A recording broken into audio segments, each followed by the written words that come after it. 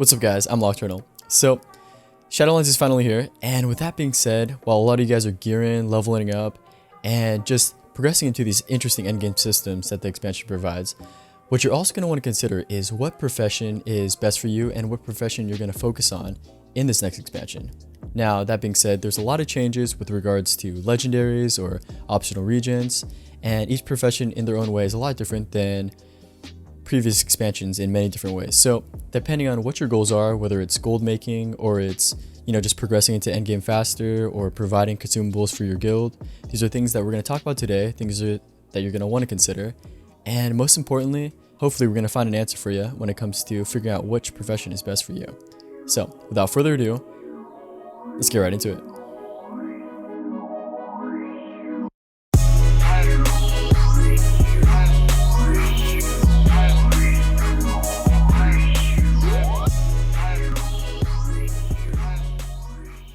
Alrighty guys, so before I hop into any profession in particular, there are several systems that Shadowlands introduces and that you're going to want to consider and at least understand to some degree before you start focusing on or choosing a profession. Now, these systems in the optional regions and the legendary crafting pieces are two important things that have large implications, not just for the game right now, but how the game is going to progress in the future. So, of course, when it comes to these legendaries and new features, these are exciting and they're definitely going to affect my recommendations for this new expansion and the professions in it. But that being said, we're also going to discuss and take into consideration the conventional usefulness of a lot of less exciting but definitely viable professions in the game. Now, when it comes to legendaries, the system is slightly adapted from what we remember in Legion. And in Legion, you're able to craft legendaries directly as well as loot them from mobs, bosses, and pretty much any activity in the game. Now in Shadowlands, you're not able to directly craft a new legendary, but that being said, Blacksmithing, Tailoring, and Leatherworking are all directly tied to the legendary making process at all times, in that these professions are the only way you can craft required materials for these legendaries in Torghast. And because you can craft any legendary that you want, depending on the ability you're searching for, and because the RNG system has been pretty much scrapped from the legendary system entirely, this really boosts the long-term viability of professions like blacksmithing, tailoring, and leatherworking that generally fall behind when better raid loot and things like that come along. Now, optional regions are another new system in Shadowlands, and basically what you can do is when you're crafting an item, you can toss in an optional region and boost a certain stat or add even a special ability to the items you craft. Now, that only applies to gear, but also when it comes to like alchemy and enchanting and stuff like that, you can use these optional regions to boost and increase the power of these consumables and enchants.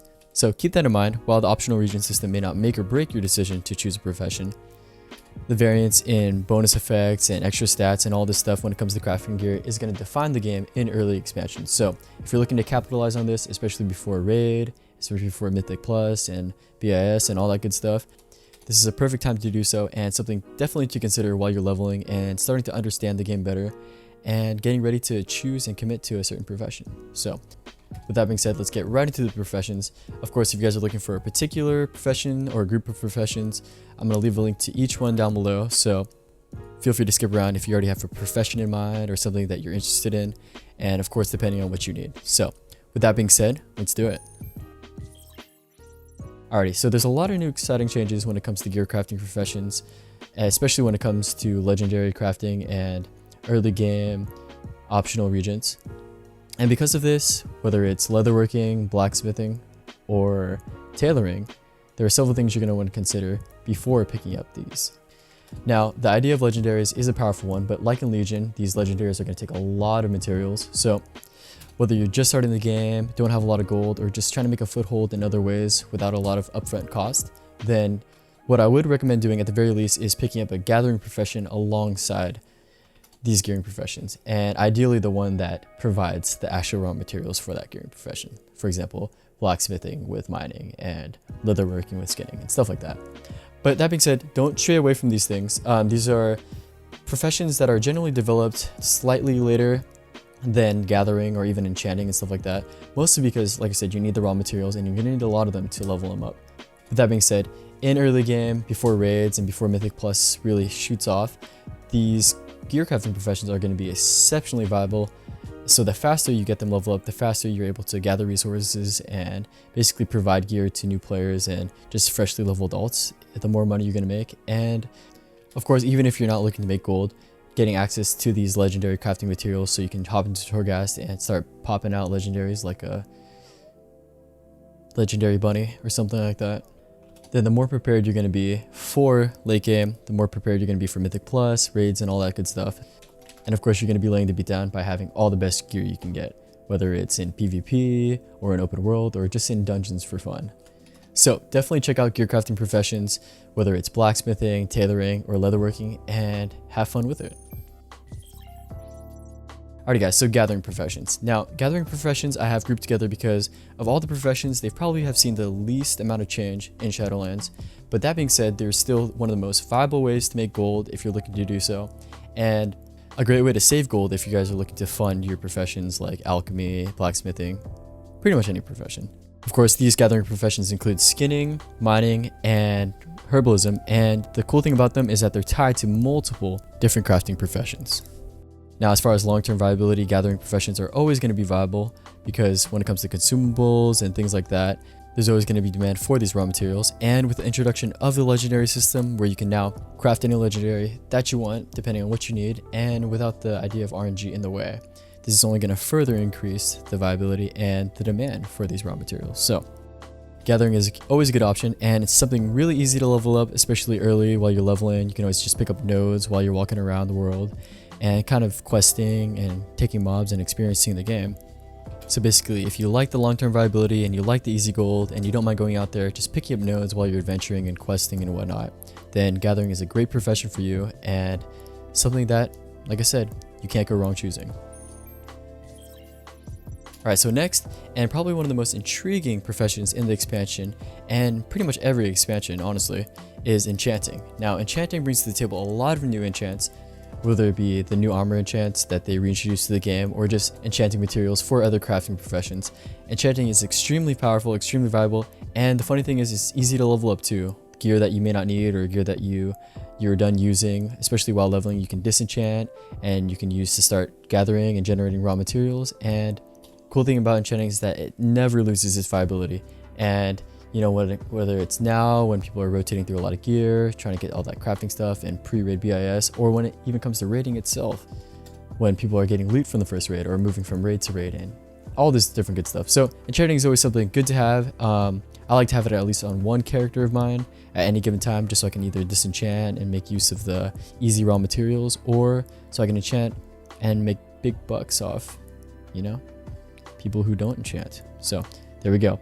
Don't miss out on enchanting. This is something that I highly recommend for a lot of new players who may be considering, you know, doing something more exciting, but at the same time, gold is pretty exciting and enchanting never loses its viability. So enchanting definitely gets a 2 thumbs up and something that you definitely want to check out if you're into any one of those things.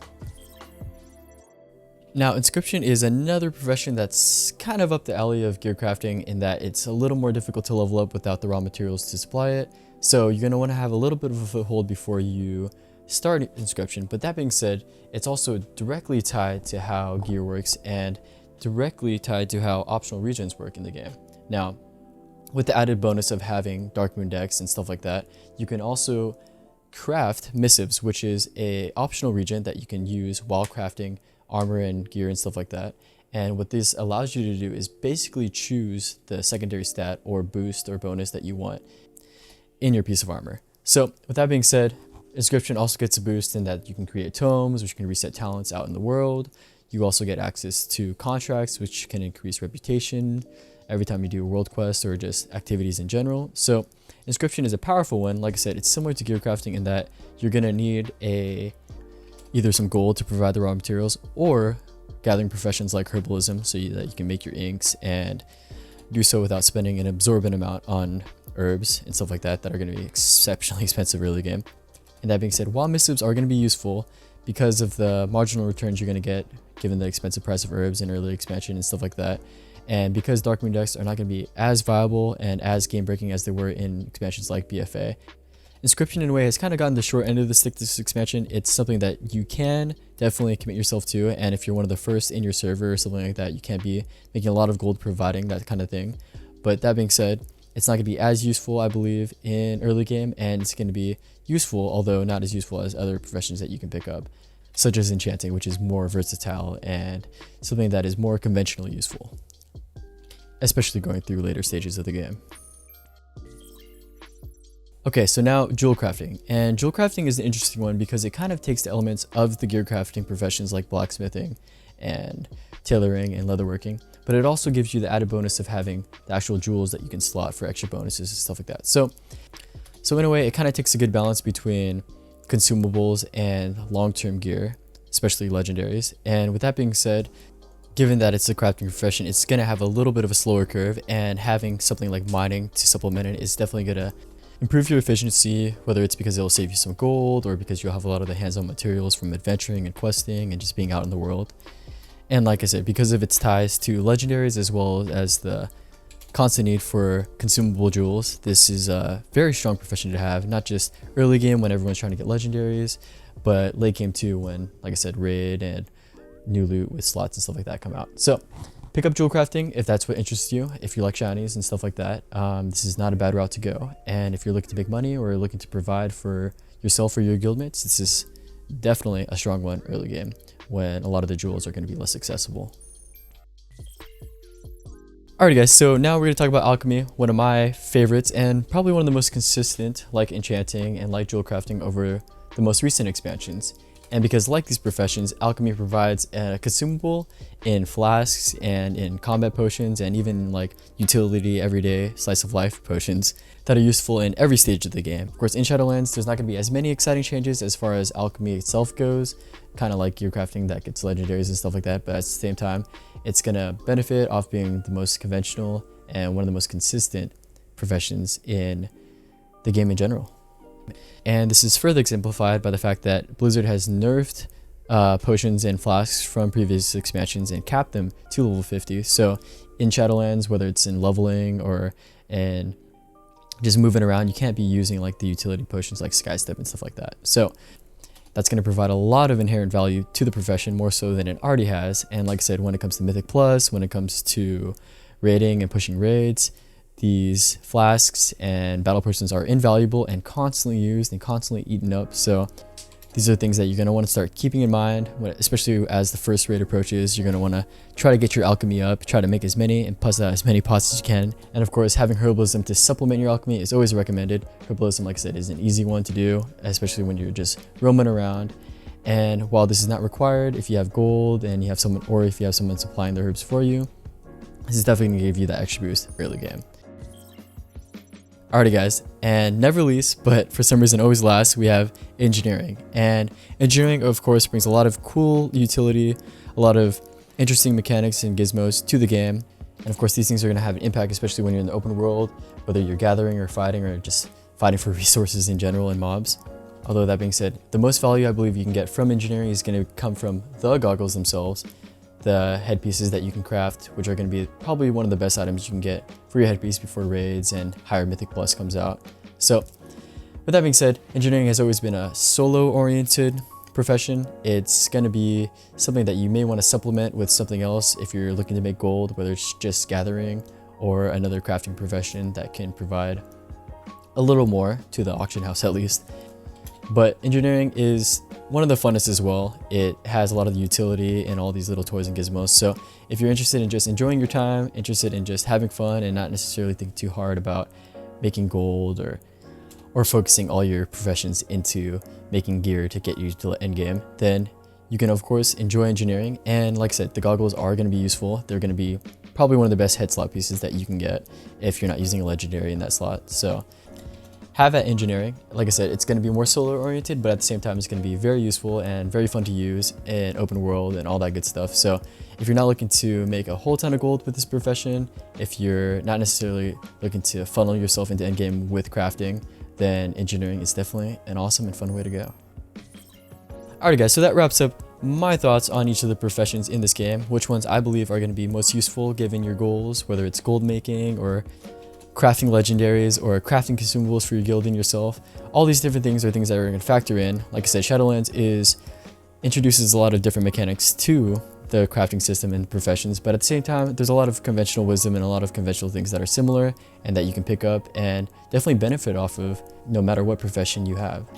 With that being said, feel free to experiment, check out the different professions. We'll be covering a lot more of them in depth in later videos, as well as other Shadowlands mechanics and systems and stuff like that. So don't forget to check those out. And of course, have fun with it. Like I said, you're going to have a profession no matter what you choose that's going to be useful and beneficial to you, regardless of what stage of the game you're in. As always, thanks again for watching. I hope you guys enjoyed the video, and if you guys learned anything new, don't forget to like and subscribe. We always appreciate your support, and of course we're going to be covering a lot of Shadowlands as the expansion progresses, so don't forget to stay tuned for that.